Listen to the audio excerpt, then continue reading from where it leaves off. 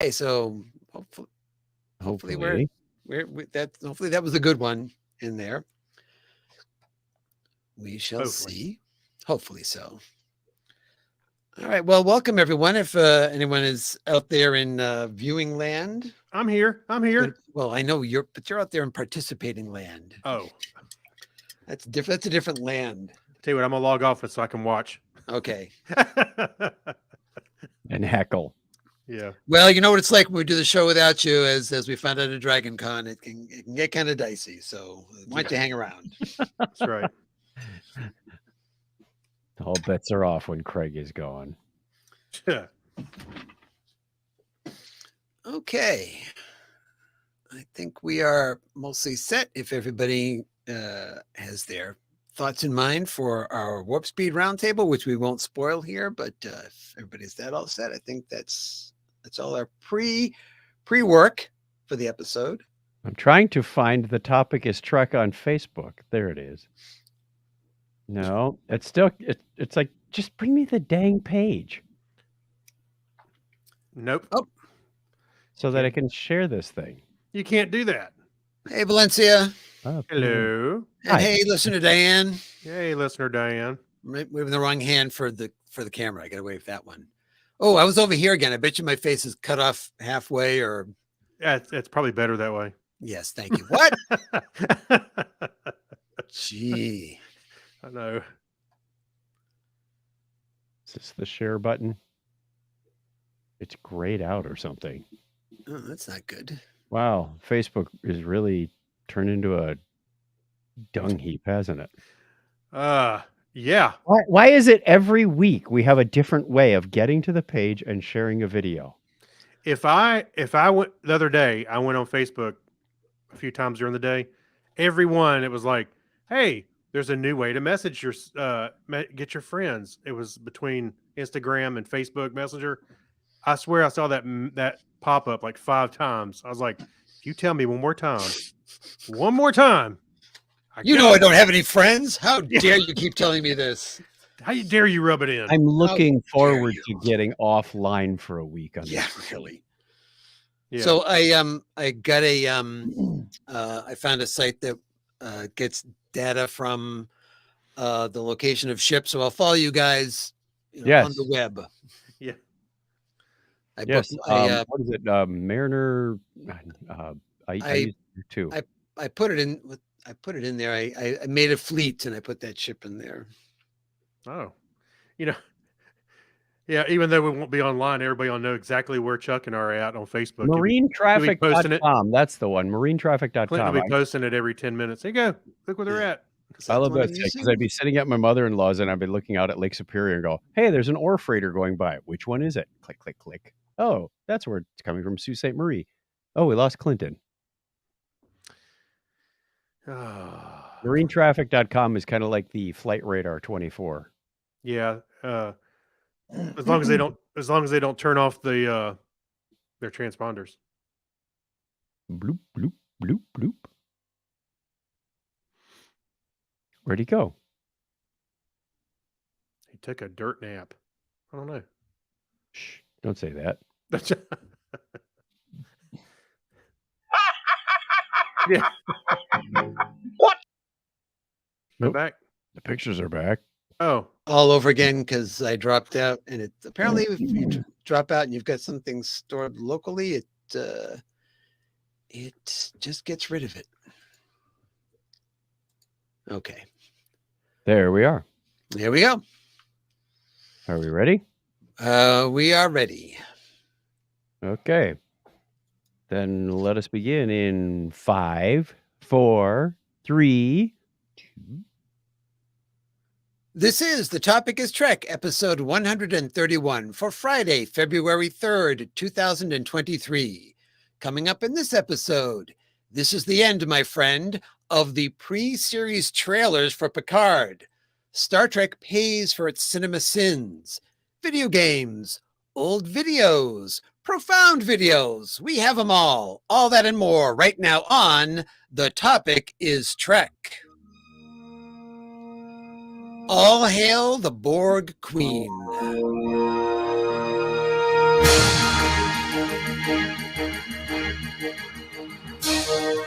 Welcome to The Topic is Trek, the podcast that runs on impulse power. Join us for a journey where no show has gone before. If it has to do with Star Trek, there's a good chance we'll talk about it. Sooner or later, because on this show, the topic is Trek. Engage already. Well, hello, everyone, and welcome to another thrill-packed episode of The Topic is Trek. My name is Clinton, and I am one of your co-hosts for The Topic is Trek, and that means that I have to have other hosts, otherwise co-host really is a meaningless title. So first, beaming in to join us from parts unknown with the hip new catchphrase you will be saying all week long is Mr. Craig Stepp. Say hello to my little friend. Tribbles, maybe? Yeah, I was going to say Tribble. Yeah, okay. Yeah, it's better than some. Oh, my goodness. One right there. Told you. And Tribble in hand, it's also Mr. Chuck Tomasi. Hey, everybody. Good to see you or talk to you again. Oh, it's good to see you guys, too, on Good screen. to be seen. That's what my dad says. Have you finished your packing yet for your cruise or even started yet? No, I have a note for tomorrow. It says, start making Star Trek pile of stuff. It's pretty specific there, Chuck.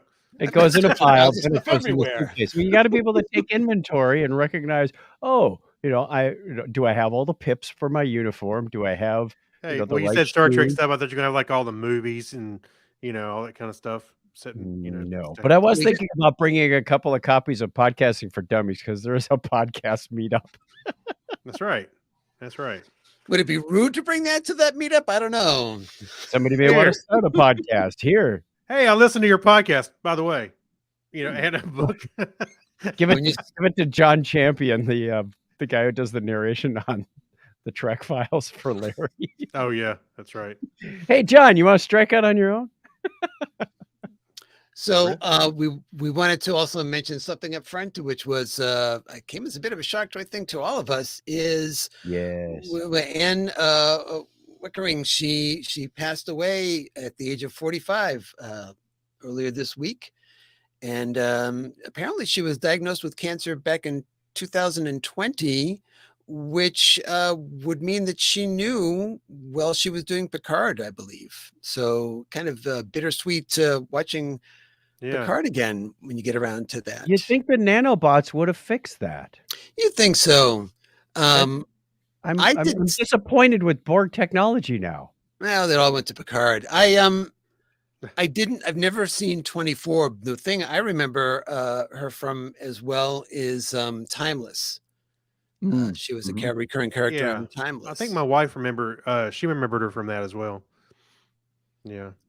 Well, that's almost like a Chadwick Boseman kind of story where he had cancer and didn't really let it on with very, very much and just kind of continued working and stuff, and nobody really knew. I don't know how public she was about it, but she wasn't public at all about it, trying to protect the family and so forth. And they there was a GoFundMe set up in her name so that her three young boys and her husband would be taken care of. I happen to notice it. Jonathan Frakes did a post on it, so I put a couple of dollars in, and I had the Topic is Trek also repost that. And Diane points out that she also had a recurring role on The Rookie. With Nathan that's Fillion the other. series. Yeah, that's the other show my wife's been watching, and she said that was one she was on. That's right, The Rookie. Yes, thank you, Diane. And she also did a voice in a new video game. It can't be The Last of Us, because that was already a video game, but I thought it had something to do with The Last of Us. Star Trek Prodigy. I don't know. All right. Well, that aside, it's now time to ask Mr. Charlie X if it's okay to begin subspace chatter. What do you think Charlie? he's going to say? I think he's going to say, sure, go for it. You don't need all that subspace chatter. And disappointed once again. It's like it's that football with Lucy and I don't Charlie know. Brown. I heard go for it. That's his way of saying it. I won't do it again. Please. Yeah, that's right.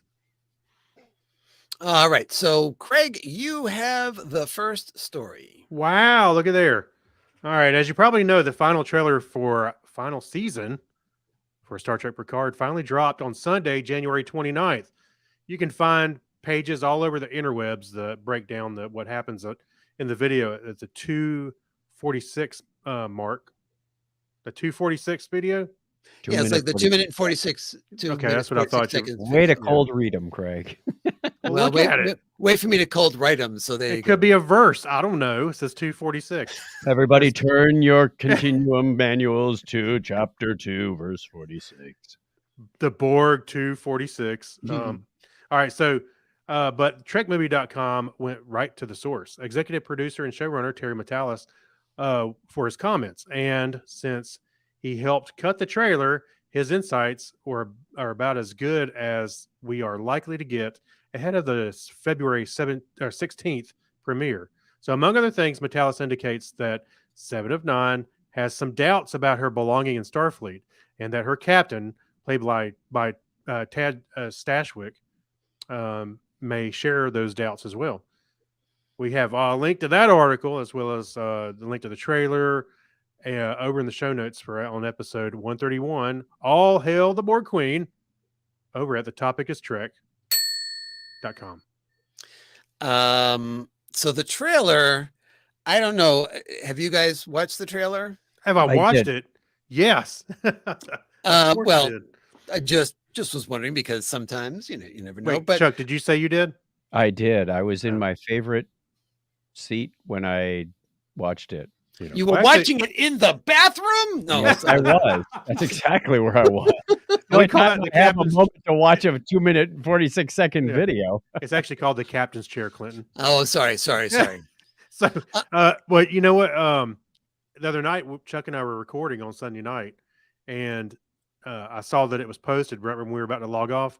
And I was like, I was ready to go to bed, but I was like, I'm going to stay up just a couple minutes. I got to watch this trailer. So, The thing is that, like most trailers, you get bits and pieces, and you get like a conversation between two people that is not a conversation between those Right. two people, oh yeah, type yeah, of thing. And just like this show. yeah, exactly. Well, that's a combination of 3 people in that case. And it still doesn't make any sense. No, not at all. So you get Mr. X in there as well, and you get. Hopefully, they didn't spoil the funniest lines in it, which is something that I'm sure when we watch trailers, we go, "Oh, that was probably the funniest bit in the whole thing." You have that interaction between Riker and Picard at the very end, is the kind of the sting, or the captain of the Titan saying, "Oh, there'll be none of those normal shenanigans about Yeah, ships crashing and all this other stuff," and And they intercut with show it, scenes yeah. of ships crashing and gunfire and all that phaser fire and all that type of stuff going on. right. It was loaded with goodness for Danny Hillcrest. Indeed it was. Yes. All right. So, any other thoughts about the trailer? Your best moment, you think, from the trailer? I think that it's going to be a nostalgic romp. I think we're going to love it for the characters that we care about so much. But the little montage, as you were in this particular trailer, the montage you were talking about where the captain was like, "Yeah, there'll be none of this, be none of that." And he's showing this, they're showing the same thing. The ship starts scraping across the hull of the other. I'm like, this is going to be. I thought was pretty cool. Going to be off the chain, as the kids say back in the day. Back in '98. Yeah, thank you so much. Now 25 years ago. I'm wondering if it's going to be, because we have that bit where 7 comes onto the bridge, and behind her are Picard and Riker, and she says Admiral on the bridge, and oh, and Captain too. Yeah. You know, for Riker. I'm wondering if that's going to be like a running gag. It's like, oh, there's also Riker is here. Look at that. Yeah, that's right. Is there something wrong with your chair, Admiral? All right, Chuck, take us to the next story. Alrighty. Speaking of Metalis, he recently echoes our opinion here on the topic is Trek, responding to a comment on Twitter by Trek fan Jacoby09. Jacoby? Jacob. We'll figure out how to pronounce his handle later. Good branding there, buddy. Yeah. Who expressed excitement about season 3 of Picard, but noted that there were some, and I quote, rumblings from within a portion of the fandom about, Oh God. inside quote, real Trek being back. Metalis wrote, I remember when TNG wasn't real Trek, then DS9, then Voyager, because that's the way, Terry talks. That's exactly right, Tom. Then Enterprise. Remember them? Remember the theme song Backlash? Now For a minute. people have come around on that series. It's fantastic to be excited for a return to the old tone here, but there can be and should be many different kinds of Treks. Absolutely agree with that. Hey, Clinton, for a minute there, I thought we had Terry Metalis here as a guest. I know it was a my podcast, you kid. Who needs to have the real people when we've got the amazing voices of Mr. Chuck Tomasi there? It's outstanding. I don't think any of us have anything to say about that thought. I think it really kind of echoes the way we feel about it. It's like you know, there's room for all kinds of Trek. You don't like this Trek, you don't watch that Trek. Watch the new one. Well, how do you classify real Trek? I mean, exactly. Yeah. Well, I was going for it's like this.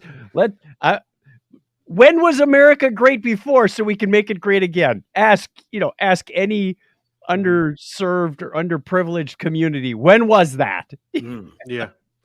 Well, I was thinking like we've had action stuff, like especially in the movies. We've had thoughtful stuff in the show. We've had darker Star Trek and Deep Space Nine. Comedic stuff. Yeah, comedic. Well, that's sprinkled all over. Yeah, so what is real Trek? What is real Trek? I don't know. Well, to me, real Trek is the thing they show on the screen. That's a Star Trek. That's kind of that Star Trek. It's people in space and mostly on a ship, but not necessarily. the way you said it, Clinton. That's classic Star Trek. Now that's a Star Trek. There we go. All right, let's move on to our next story. Spocko was last time. I'm sorry. I can engage with that. So the folks at Star Trek Unlimited always seem to have some new Trek goodie in development. One that recently caught our eye is a faux neon Trek nacelle stripe accent light. The 18-inch long wall-mountable item would have the registry number NCC 1701 set against a clear acrylic backing, making the letters appear to hover between the distinct red lines, which ultimately lead to the yellow, I call it boomerang shape near the front of the stripe. Yeah. Originally scheduled to be available in 2022, we do hope that this one makes it to market. It would be a great way to illuminate the Topicus Trek Studios, which I didn't know we had Topicus Trek Studios, but apparently we do. Yeah, we do. It looks like it's about 5 feet long because they got it over a couch. What is this, forced perspective or something? Well, it's a mock-up at this point because they haven't produced the thing yet. So actually, you know what I would like to see instead of that little, of course, I'm not seeing a larger picture of it, but that little boomerang should be the Delta shield. Well, this is supposed to be the actual one that's on the side of the Enterprise, which has that as the shape. I see. Well, okay, but I was just thinking if it was hanging on my wall, it'd be cool if that was the Delta shield. I know it's supposed to be the side of this Enterprise, but if what had a little Enterprise right there, it looked like it was, going. That'd be cool. I see. That'd be cool too. Yeah, very nice. Well, it was in development, and they always put a disclaimer saying, it's subject to change. So they had 2 images. They had the get it on a Kickstarter.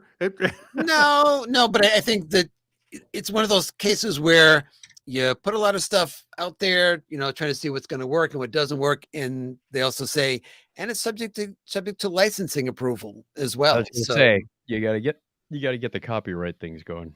absolutely. So I'm Maybe they hoping- change it to NCB 1701. totally different. Totally different. And they Like included they include an extra C in the box.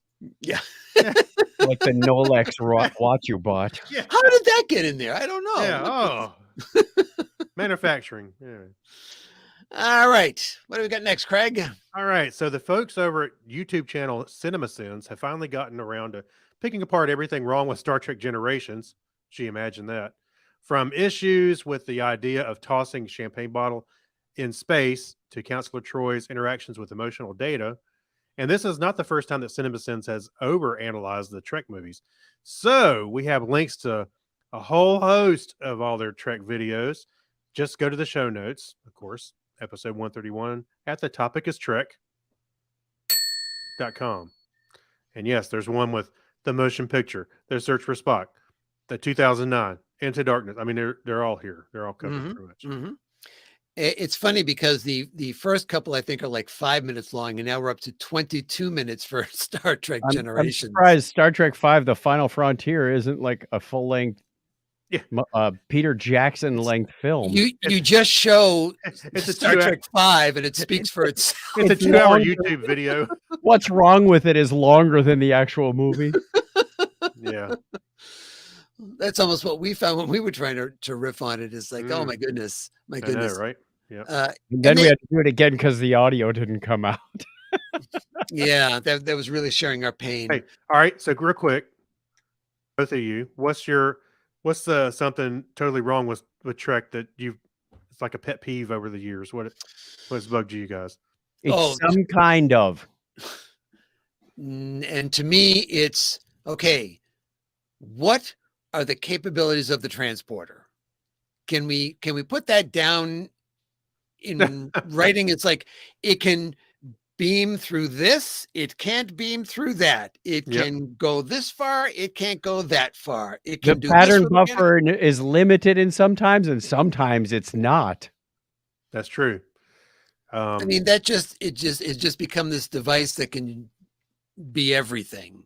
And it drives me nuts sometimes that it goes offline and then it's online, and it's they're perfectly safe, and then there's transporter accidents. Yeah, I think the biggest one I have, well, not biggest one, but one that sticks out in my mind is at the end of Star Trek V when the Klingons beam up Kirk. Mm-hmm. And then the next movie, they talk about how they've never been this close to Klingons before. Yeah. Oh, snap. Also, did you forget about the entire original series? You've had some interactions with the Klingons before. Yeah, I was going to say you've punched several of them, as a matter of fact. Yeah, that's right. So Darn Organian treaty. Remember that whole fight on Genesis? You remember that? Yeah, nope, never been that close. Apparently, the Retinax 5 has side effects of memory loss. That's why he's allergic to it. It does that to his mind. All right, Chuck, what else we got here? Well, finally, as you may know, Eddie Murphy, yes, that Eddie Murphy was originally scheduled to appear in Star Trek IV: The Voyage Home. Oh, wow. That would have been interesting. You know, the one with the whales, but never came to be. Murphy recently appeared on Jimmy Kimmel Live to finally explain his side of the story. It was the one where they go to San Francisco and they get the whales. Yes, I was going to be the one that they met when they got to San Francisco. And I was like, no, I want to go and beam up and be on that ship. So I didn't do it. Yeah. They had me like talking jive to Spock. Yeah, I'm not sure about the jive part because, it just doesn't seem like that's what he'd be doing. But talking jive is Spock's thing. Yeah. So carry on. Man, Spock, you definitely needed a Tic Tac or something because your breath stinks. It's in my pocket. Take all you want. There we go. Of course, instead of starring in Star Trek IV, Murphy followed up his smash hit Beverly Hills Cop with the mostly forgettable The Golden Child. By the way, in addition to those, if you're not watching the video, Clinton is doing a masterful job of keeping up with the slideshow. Yeah, no kidding. Doing a good job. He not only had to write the show, he's like producing the video aspects of it now. Craig and I are just here for the comedy effect. And talent, may I add. By the way, in addition to those two movies, the 1986 theatrical releases also included David Cronenberg's The Fly, the Whoopi Goldberg headliner Jumpin' Jack Flash, which also featured Stephen Collins, and a little film called Stand By Me, featuring a very young Will Wheaton and Jerry O'Connell. You can find that story same place as the others, episode 131, over at thetopicstrek.com. And of course, The Fly was directed by David Cronenberg, who That's right. plays Kovich on Star Trek Discovery. I'm still wondering what his what was Deal? that? Yeah, what's his deal on Discovery? I hope they reveal that. Yeah, well, we know that he's in the next season because we've seen him in the trailers. So Remember he said, that's a story for another time. He said, there's a story for another time. Or something like that. I see what you did. All three of those have a Star Trek tie-in. Right, because we have David Cronenberg, we have Whoopi Goldberg, and we have Will Wheaton and Jerry O'Connell. All from movies in 1986. Yeah. Boy, that was a while and ago. Jeff Goldblum from Jurassic Park. Yeah, I was going to say, I'm not exactly sure where you're going to go with that one, but everything. He's from everywhere. All right, and in Vulcan, Alberta, Canada news. All right, what's going on there? We need like a sound effect for that. Yeah, like a Canadian. What does Canada sound like? The Tavacron. Right. Well, this is in from Alberta, Canada. So hot on the heels of its mention on the Conan O'Brien Needs a Friend podcast, yes, the Vulcan Tourist and Trek station has reached out to the former late night talk show host.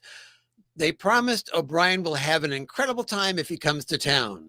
Quote, "We know how excited you were about walking the streets of Vulcan with Klingons, cowboys, and random Spocks. So we wanted to extend a formal invitation to have you join us at Vulcan 2023 as our cosplay parade marshal and, not from a Halloween store, costume contest judge," said Vulcan Tourism in a Facebook post. Boy, the bar is pretty high now. We've got no hope.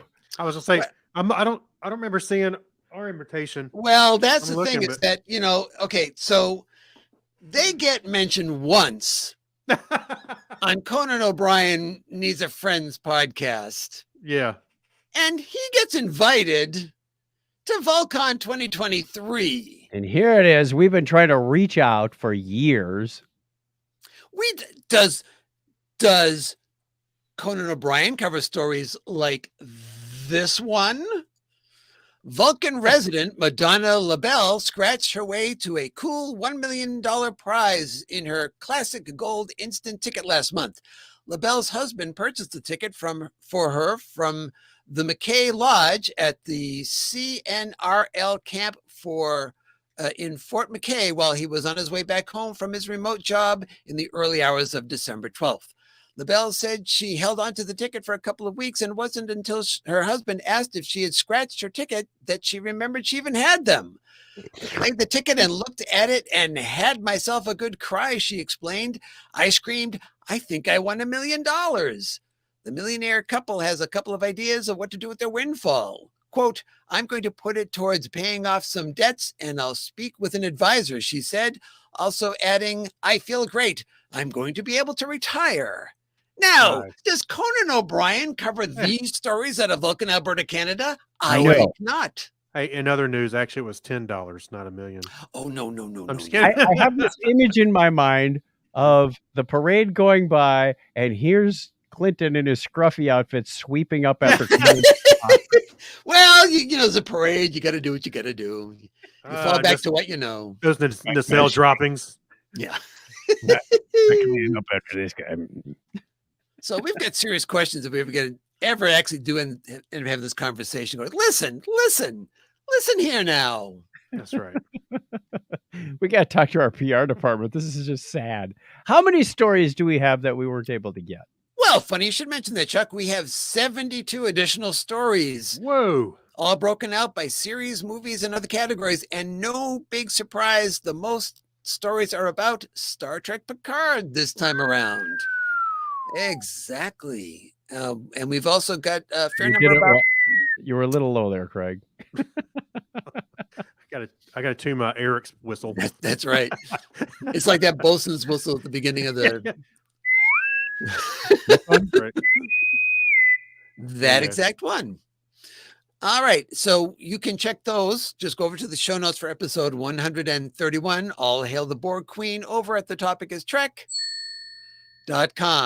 And now it's time for my favorite part of the show, the time where I say goodbye, Charlie. I want to stay. There's no room for you in the end. Yeah. Or the beginning or the middle. That's right.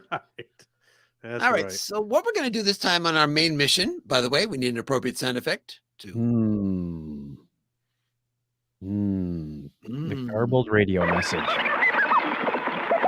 Because we're tuning into any station this week. Absolutely, because I'm calling this a smorgasbord I see what you did there. of things going on this time around. So we put out the challenge. I put out the challenge to Chuck and Craig to come up with some topics they want to talk about to do with Trek. And I've got one myself. I'm going to be talking about the video game Star Trek Prodigy Supernova, at least the beginning part of it, because it takes me a long time to play a video game. Yeah, because you're actually putting together show notes and a slide deck to go with it. Well, And whatever your wife tells you to do that's on right. top of everything else. All simultaneously while doing forward rolls around the That's video right. game. That's right. That's right. Around the studio. So I've gotten partway into the game. Like I said, it's going to take me a long time to play a game. It would probably take somebody else a couple of hours to play because I'm really bad at video games. We'll get more into that in a few minutes with some examples. But essentially, the game, the story takes place. I would say I can't remember if they give a date on it, like a star date, but it seems to be pretty soon after the protostar leaves Tars Lamora, and the crew of the ship is going through a section of space where they come across a sun inside of a Dyson sphere, and there are 3 planets orbiting this sun. The planets each seems to have encountered some major catastrophes, and the Dyson sphere, the sun inside the Dyson sphere is going to go supernova in 72 hours. Now, you would say, well, clearly what should happen at this point is a protostar just kind of take off from there and get out of that would be the case, except it's zapped by some sort of pulse ray, and it ends up crashing onto one of the planets. But before they crash, Captain Dahl has Rocktalk, Jenkinpog, and Murph beamed off the ship. Unfortunately, the transporters are having a bit of an accident, and so they don't know exactly where they've beamed down to, even though I guess they know that they landed safely someplace. So Gwyn and Dahl and Hologram Janeway have to land the protostar. It turns out on this planet that most of the intelligent life on the planet is gone, and part of the mystery is what happened to them. The other part of the mystery is that the Watchers, now I don't know if you recall, they were the insect type creatures on Tars Lamora that worked with Dreadnought. Right. Okay, Yeah. so they're all over this planet, and they can't, Gwen and Dahl can't figure out why are they here. And we have one of those awkward moments where, Gwen is saying, well, but my father is dead. And, you can kind of hear, Dahl giving a funny story. He's not necessarily dead type of response to that. But we don't know what's going on. And your mission is to locate the 3 missing members of the protostar, and what a surprise, there's 3 missing crew members and 3 planets So I'm guessing one is on each of those planets. Then you also have to try to get any life forms that are on these planets to safety somehow. And the Watchers have picked apart the protostar when it crashed. And so the first mission is for Dahl and Gwyn to get these parts back so they can get the ship repaired and get off of the planet to be searching for everyone. Right. So it's not an overly complicated game. Trust me, because I'm making my way through it. So I know that it's not overly complicated. It's an interesting looking game as well. I wouldn't put it on the level of the show, which we know is Star Trek Prodigy is a fantastic looking series. Yeah. Mhm. I was really concerned at first because the very beginning of it, you have these essentially comic book drawings, kind of a pre-production type of Yeah, like a drawing you would see. storyboard almost. Yeah. Exactly. And that's the telling of this whole setup. It takes you through the crashing of the protostar on the planet itself. Now, I've watched my son Nathan play enough video games to know that, well, you somehow you handle the cutscenes sometimes differently than everything else. And in this case, this intro is done this way, and then we go to much more traditional video game looking things. So we have it's I guess you would call it a third person perspective. So you're controlling either Mm-hmm. Dahl or Gwyn, and you can switch back and Okay. forth between them. You also sometimes you have to do that because there are times when there are puzzles, and to solve a puzzle, you have to have one of the characters doing something that they can't move, and so you have to switch to the other character and have them do something to finish the puzzle.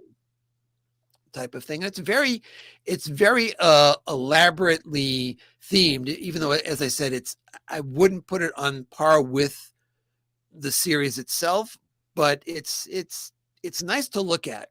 Yeah. And you've got very impressive sets going on. You've got these creatures on the first planet. The native life apparently was enslaved by the Watchers, just like so many other people that encountered the Watchers and the Diviner.